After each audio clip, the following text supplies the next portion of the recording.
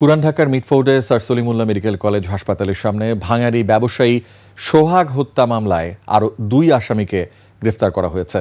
এ নিয়ে মোট গ্রেফতার 7 জন। এছাড়া আজ 4 দিনের রিমান্ডে পাঠানো হয়েছে আগে গ্রেফতার হওয়া আলমগীর ও মনিরকে।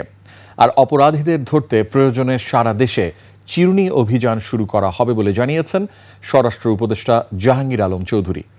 এদিকে নিরাপত্তা নিশ্চিত সহ নানা দাবিতে শাটডাউন কর্মসূচির ডাক দিয়েছেন সলিমুল্লাহ মেডিকেল কলেজের শিক্ষার্থীরা। বিস্তারিত সুমাইয়া খানের রিপোর্টে। শেকড় থেকে শিখরে চাঁদা না দেওয়ার অভিযোগে 9 July sir Salimullah medical college হাসপাতালের সামনে ভাঙারি ব্যবসায়ী সোহাগকে প্রকাশ্যে কুপিয়ে ও ইটের টুকরো দিয়ে থেতলে হত্যা করা হয়। সামাজিক যোগাযোগ মাধ্যমে নির্মম ও পৈশাচিক হত্যাকাণ্ডের এই ভিডিও ভাইরালের পর ক্ষোভে ফুঁসছে দেশ।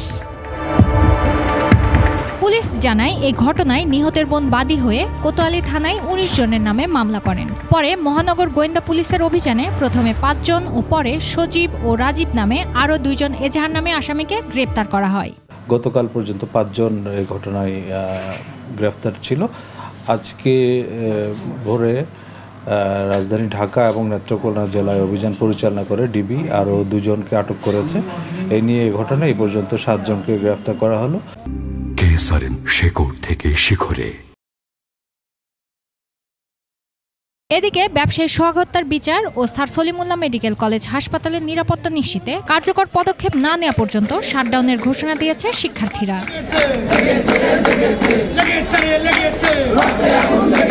অপরাধী যে দলেরই হোক কাউকে ছাড় দেওয়া হবে না বলে জানিয়েছেন স্বরাষ্ট্র উপদেষ্টা। পরিস্থিতি বিবেচনায় সরকার যে কোনো সময় চিহ্নিত অপরাধী ও সন্ত্রাসীদের ধরতে বিশেষ বা চিরুনি অভিযান পরিচালনা করতে পারে। অপরাধী যে দলেরই হোক না কেন, সে যে কোনো দলেরই হোক না কেন, কোনো রাজনৈতিক অথবা অন্য কোনো পরিচয়ে কাউকে ছাড় দেওয়া হচ্ছে না এবং ভবিষ্যতেও দেওয়া হবে না। কেউ যেন আইন নিজের হাতে তুলে না দেয়, এই বিষয়ে সচেতন জরুরি। জননিরাপত্তা বিঘ্নকারী কোনো ঘটনা বা অপরাধ ঘটলে সেটা যেন দ্রুততম সময়ে আইন শৃঙ্খলা বাহিনীকে জানানো হয়। আইন শৃঙ্খলা বাহিনী সেই বিষয়ে যথাযথ ব্যবস্থা গ্রহণ করবে। মিটফোর্ড হত্যাকাণ্ডের এই ঘটনা সর্বোচ্চ গুরুত্ব দিয়ে দেখছে সরকার।